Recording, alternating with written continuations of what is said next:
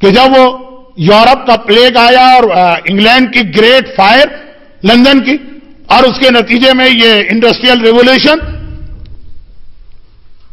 تو وہاں سے جو خرابی آگے بڑھی، دنیا پہ قبضہ کرنا ہے، ساری دنیا سرنڈر کر رہی ہے، عالم اسلام جو ہے وہ ریزسٹ کر رہا ہے۔ مسلمان اس وقت بہت بڑی پاور تھی، اوٹومن امپائر۔ سنا ہے کہ آج کل پاکستان ٹی وی پہ کوئی ایسا ہی ڈرامہ دکھایا جا رہا ہے کہ سارے پاکستان میں اس کی وجہ سے تہلکہ مچا ہوا ہے۔ خیر مجھے نہیں پتا، اوٹومن امپائر ایک طاقت تھی، ریزسٹ کر رہے ہیں۔ اب مسلمانوں کے ریزسٹنس کو توڑنے کے لیے انہوں نے 3 فتنے مسلمانوں میں پلانٹ کیے۔ ایک انڈیا اور پاکستان میں قادیانیت، جھوٹا نبی۔ ایک ایران میں بابی اور بہائی مذہب، جھوٹا امام زمانہ، اور پھر بعد میں اس نے خدائی کا دعویٰ کیا۔ اور ایک عرب دنیا میں وہابیت۔ اور یہ تینوں فتنوں میں ایک چیز مشترک، اور وہ یہ ہے کہ یہ تینوں اپنے علاوہ باقی سارے عالم اسلام کو کافر و مشرک سمجھتے ہیں۔ علماء اہل سنت آج کے نہیں، اس وقت کے جب یہ وہابیت آ رہی تھی، خون کے آنسو ہوتے تھے کہ پیغمبر کی حدیث ہے اہل قبلہ جو ایک قبلے پہ متفق ہیں، ان کو کبھی کافر نہ کہنا، اور انہوں نے تمام عالم اسلام کو کافر ڈکلیئر کیا۔ قادیانیت کا بھی یہی، سب پاکستان کے، انڈیا کی، دنیا بھر کے مسلمان کافر ہیں اگر غلام احمد قادیانی کی نبوت کو نہ مان۔ پاکستان کا فورن منسٹر، پہلا فورن منسٹر تھا، بہت قابل آدمی، نماز جنازہ پڑھنے سے انکار کر دیا قائد اعظم کی۔ یہ کافر کی نماز جنازہ ہم نہیں پڑھ سکتے۔ وہاں جا کے بیٹھ گیا جہاں پاکستان کے باقی ہندو اور سکھ بیٹھے تھے۔ خیر بہائی مذہب، یہ ایران کا اتنا بڑا فتنہ تھا، لیکن اس وقت اصل بات ہو رہی ہے کہ یہ دونوں پھر بھی ناکام رہے۔ کامیاب ہوا وہابیت والا فتنہ، جس کی بنیاد اس بات پر ہے کہ سارا عالم اسلام کافر و مشرک ہے سوائے ہمارے۔ چنانچہ جب پہلی بار ان کو موقع ملا حجاز کی، اچھا ان کا ہیڈ کوارٹر ہے نجد بیچ میں، یعنی اس کی ایک طرف چلے جائیے تو مکہ مدینہ ہے، دوسری طرف چلے جائیے تو نجف و کربلا۔ اور جب یہ فتنہ آگے بڑھا تھا اس وقت اوٹومن امپائر تھی، الگ الگ ملک نہیں تھے کہ پاسپورٹ اور ویزے، پورا ایک ملک، ایک خلافت تھی، کسی بھی ملک میں جا سکتے تھے۔ تو 4 مرتبہ ان لوگوں نے نجف و کربلا پہ اٹیک کیا۔ نجد بیچ میں آ رہا، وہاں سے نجف و کربلا قریب، وہی جو جہاں سے مجلس شروع ہوئی تھی۔ میدان احد میں ہندا نے کب اٹیک کیا مدینے میں؟ عید کی خوشیاں، مسلمان عید منا رہے ہوں گے، غافل ہوں گے، چنانچہ اس وقت اٹیک کرو۔ ہندا کی سیرت پر چلنے والے، ابو سفیان کو اپنا پیر و مرشد سمجھنے والے وہابیوں نے جو پہلا اٹیک نجف پہ کیا تھا، نجف پہ نہیں کیا تھا، کربلا پہ۔ 18 ذی الحجہ غدیر کا دن تھا، اور 18 ذی الحجہ کو پورے کربلا کی خاصیت تھی کہ سوائے عورتوں کے، چھوٹے بچوں کے اور بوڑھے مردوں کے سب نجف جاتے تھے۔ غدیر مولا کا روضہ، خالی جا کے وہ 2-4 قصیدے نہیں پڑھتے تھے، تشدید بیعت کرتے تھے، جس طرح یہ سمجھتے تھے جیسے آج ہم پیغمبر کے زمانے کی غدیر میں بیٹھے ہیں اور پیغمبر کہہ رہے ہیں من کن تو مولا، کس طرح علی کے ہاتھ پہ ہاتھ رکھ کے بیعت کرنا۔ پورا کربلا خالی ہوتا تھا سوائے عورتوں کے، سوائے بچوں کے اور سوائے بوڑھے لوگوں کے۔ یہ جو ایسنشل سروسز، پہلا اٹیک وہاں ہوا، بقی بعد میں کربلا پہ اٹیک ہوا کیونکہ کربلا خالی۔ اس کے بعد یہ طریقہ ہوا کہ نہیں، ایسے موقعوں پہ بھی لوگ شہر خالی نہیں کرتے ہیں۔ امام مظلوم کے روضے تک پہنچے، یہ گنبد توڑا گیا، لیکن گنبد مذہبی عقیدے کی وجہ سے نہیں توڑا گیا، ڈاکے کی وجہ سے اس پہ جو ہیرے اور جواہرات اور زمرد اور یہ سارے قیمتی جواہرات لگے تھے، باقاعدہ اتنے اونٹ بھر کے لے جائے گئے کربلا سے جو انہوں نے مال و اسباب لوٹا۔ کوئی عورت کو نہیں چھوڑا، کسی بچے کو نہیں چھوڑا۔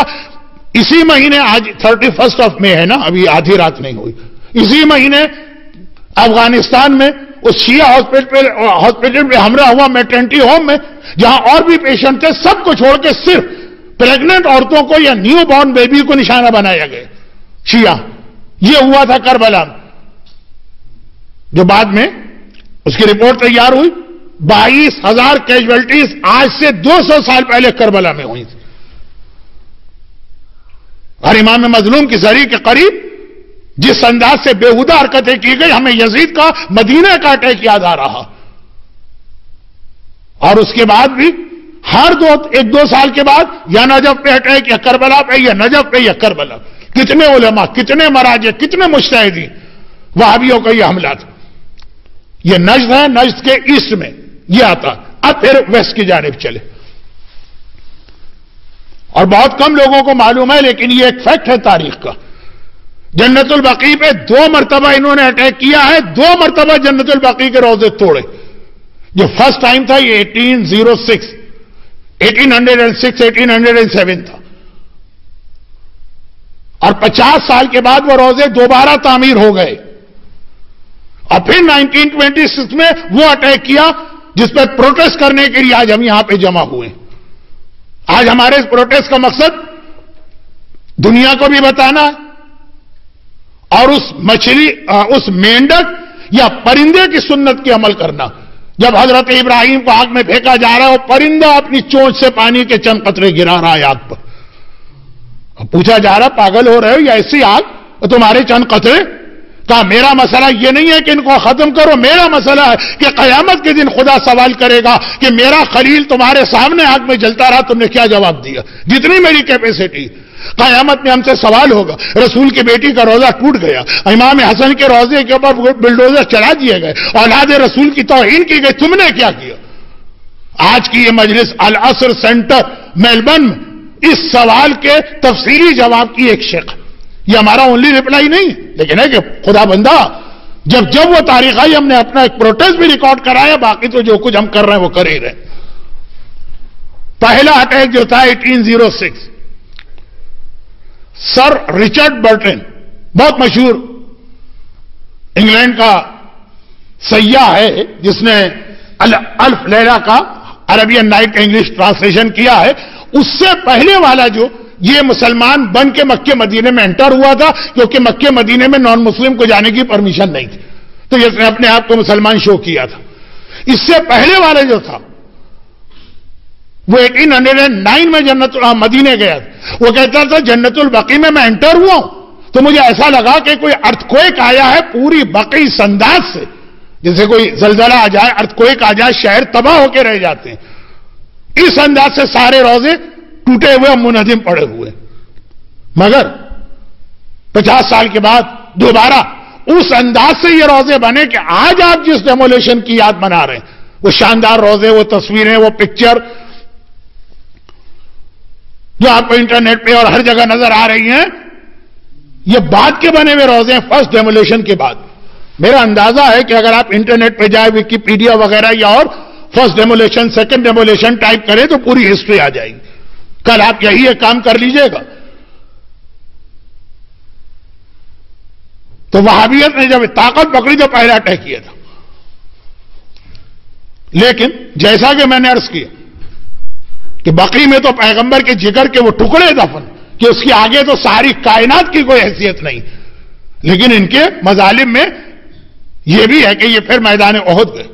جناب حمزہ کا روزہ تھا, جناب حمزہ کے روزے کو بھی ڈیمولش کیا گیا. وہی جو شروع تقریر میں نے کہا تھا کہ احد کی لڑائی کی ڈیٹس ہیں, تو آج کی تاریخ سے بہت میچ کر رہا ہے احد کا واقعہ. میدان احد میں جناب حمزہ کی قبر پہ ظلم ہوا. شروع تقریر میں تھا ان کی باڈی پہ ظلم ہوا, میت پہ. اور آخر تقریر میں خالی میت نہیں, پورا روزہ بنا تھا شاندار, کس طرح سے ہوتے توڑا گیا. جو لوگ بھی حج اور عمرہ کر کے آتے ہیں ان سے پوچھے آج جناب حمزہ کے روزے کی کیا حالت. اب ہم لوگ یہ تذکرہ اس لیے نہیں کرتے ہیں کہ اس سے ذرا سا بقیع کے روزوں کی اہمیت تھوڑی سی کم ہوتی نہ محسوس ہو, ایسا لگے دونوں ایکول نہیں. چہاردہ معصومین ہے, جناب حمزہ بعد میں آتے. اسی لیے حتیٰ ہمارے یہاں مکے کا جو قبرستان ہے, جیسے مدینہ کا جنت البقیع ہے, مکے کا جنت المالا ہے, وہ بھی بہت اہم. حضرت ابو طالب کا روزہ ہے, حضرت عبد المطلب کا روزہ ہے, حضرت خدیجہ طاہرہ کا روزہ ہے, ہماری اور آپ کی ماں. وہ بھی ان وہابیوں نے بقیع سے پہلے اٹیک کر کے ڈیمولش کیا. اس کا بھی دل چاہتا ہے بیان کا، لیکن یہ ہے کہ کہیں ایسا نہ بقی کے روزوں کی اہمیت ان کے برابر آ جائے. ہم ان میں سے ہر ایک کی عظمت کو مانتے ہیں، لیکن حسن مجتبی سجاد ان کا رتبہ بلند. لیکن بہرحال جب مظالم کی بات آ رہی اور جب اس نے کدال اٹھائی جس نے جنت البقیع کے روزے توڑے